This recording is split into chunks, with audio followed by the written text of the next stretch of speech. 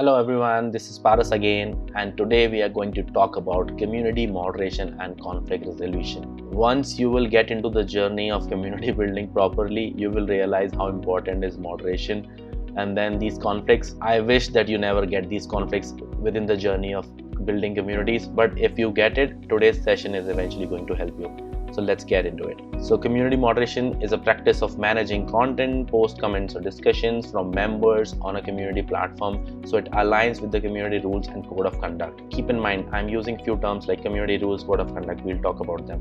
While community moderators are responsible for content moderation in large communities, members also contribute to content moderation by reporting content that goes against community guidelines. So ultimately, your work as a moderator, as a community moderator, which is part of your role of creator and everything, is to make sure your members are safe and the content whatever is coming in your community is not against the community guidelines. So this is what a community moderator role is. Why community needs a moderation? Yes, so why do we need moderation in our life? It's basically to save us from spam, right? That's the first thing, to save us from content, to save us from things which are not needed. Let's talk more about it. Benefits of moderating a community: first is shielding your community from spamming and trolling content. Conflict resolution and management, so you will require that eventually, because a lot of issues are happening and people are conflicting over different topics, so you require moderation for that. You require moderation to gain the trust of your members. They will always say this is the community where nothing wrong happens. These are the people, they always talk about right things and share knowledge. No spamming, no trolling, no conflicts. So this is how you want your members to think about your community and ultimately gain their trust.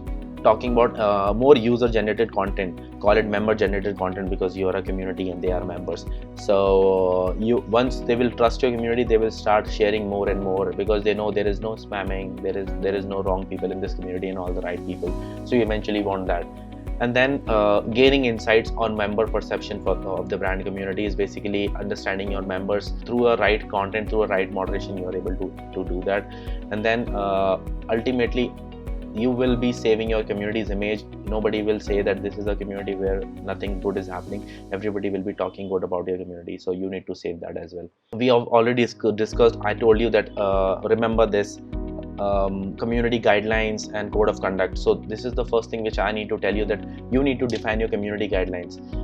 Make sure that your community is having right set of guidelines written with respect to your members, and you have already told them what kind of content is allowed, memes are allowed or not, some videos are allowed or not. So you can all define that very specifically and make your members understand that.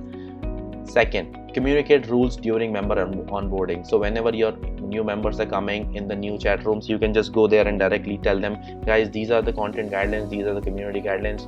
Make sure you read them to save yourself from getting banned in the community. Third will be leading by an example. So if you want your members to do a right thing in your community and stay like a good human in the community, you need to lead by an example. You need to show them how to behave and act in a community with the members, with the content, and all the right ways. Keeping a standardized feedback message templates. Basically, it's like whenever somebody is asking something, you have this feedback message which you can just share it with them and tell them, like, what you have shared right now is basically against the rules of the community, and this and that, and you can just tell them, please put it down, or else we will have to take some action against you. So such kind of templates you should be keeping with yourself. Then you should also whenever a member is providing some UGC, a lot of times what happens, they try to promote themselves with their own content. So you need to tell them, how they have violated the content guideline, and you need to tell them in a really genuine manner, because this guy is actually providing you UGC, which is really important. You don't want them to go mad and never do that, but you need to tell them that this is too promotional, so probably next time onwards you don't want to do it, and you want to make it in a right manner, so that it's just knowledge sharing but not too much of promotion. So that's how, with a toffee, right? And then giving shout outs to the quality UGC. So ultimately you want to moderate it really well. You want your members to create more content. You need to give them shout outs on the content they have created, so that they are motivated and they create more and more content, which is ultimately helpful for you because you just want to moderate the community. Thanking members who help in community content filtration is ultimately the same thing which I have mentioned earlier. It's like, be grateful, be thankful to the member, those who are moderating it, those who are creating content for you. Be thankful, tell everyone about them, give them shout outs, make them feel good about the community, make them feel belong, because they are ultimately helping you to run this community. Moving ahead to managing conflict resolution. So we have talked about moderation already. Now we have come to conflict resolution. It's like fight which happens. I don't know if it has happened in your life, not many in my life, but I remember managing a few. So these are the few learnings which I had. First is, if we have clear rules and guidelines which are equal for all, it actually helps. Attempt to solve in person or in a DM. Basically, you don't want to do it in front of everyone. You want to say like, hey guys, if there is a trouble, let's take it in person. Let's go outside, or let's make a secret chat room and talk over there, or let me call both of you and let this sort this out. So this is how you want to do it. And then first you want to disable comments in that chat room, and you want to put the community guidelines saying, hey, you are violating the community guidelines, please see, and you are not allowed to do that.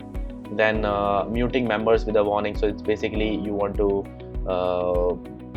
use that tool which you have, the power which you have as a community builder, and you can just mute them, saying, I'm muting you for 7 days, and because you have just violated the community rules, and you will be up from 8th day. So use that. And now we will talk about the tool, the moderation settings which are there in LikeMinds, which are there in your community. You can see on there is a shield icon which is there on the top right of the community page. You can go there, you can click on that. You will get like these 6 options, which is member requests, pending chat rooms, reviewing reports, added directory question, added community details, and community settings. So basically, member request is where you will receive all your member requests. Like, whenever new members are joining in through a public link, they will be coming there, and you can read what they have filled about the information from the questions you have asked, and ultimately allow them or reject them to enter in the community. Second thing is pending chat rooms. You will be able to review the chat rooms created by members. So this will ultimately help you to moderate the content which is going in the community before it will be posted. So those will be the things which will be there. Then reviewing reports is basically whenever anyone has been reported by some member or another community member, manager. So basically you can just quickly go and check what has been wrong and why they have been asked to, or why they have been reported. So ultimately you can cross check that and allow that or disallow that. So those things are there. Then these 3 options, directly set questions, you can always change directly questions from there. Community details, you can change the bio, you can amend the rules from there and stuff like that. And then community settings, which you can ultimately use to make your community better. You can stop members from posting, you can stop members from creating chat rooms, stuff like that you can do. And then even on the member profile, you can go and individually do such things, either make them a community manager or stopping them from doing anything by disapproving all the permissions they have, like creating chat rooms or responding in chat rooms or auto approved chat rooms. So you can eventually block them for a while, you can mute them for a while by just going to their profile and selecting the settings, member permission settings. And you can also do the custom titles here in the member profiles and which will be helpful to give them recognition. And yep, we are at the end. So this is it. Thank you so much. I'll see you in the next session. Until then, keep building communities.